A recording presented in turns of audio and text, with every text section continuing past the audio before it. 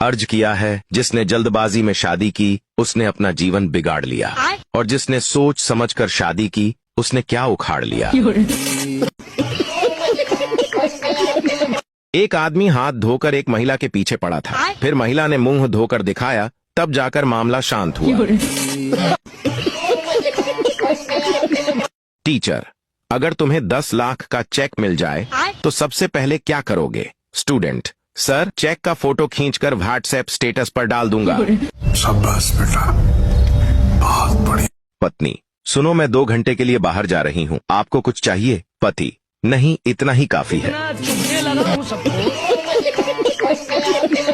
पत्नी, कोई नया शेर सुनाओ। पति, संगमरमर से तराशा खुदा ने तेरे बदन को। पत्नी खुश होकर, आगे? पति, बाकी बचा पत्थर उसने तेरी अक्ल पे रख दिया।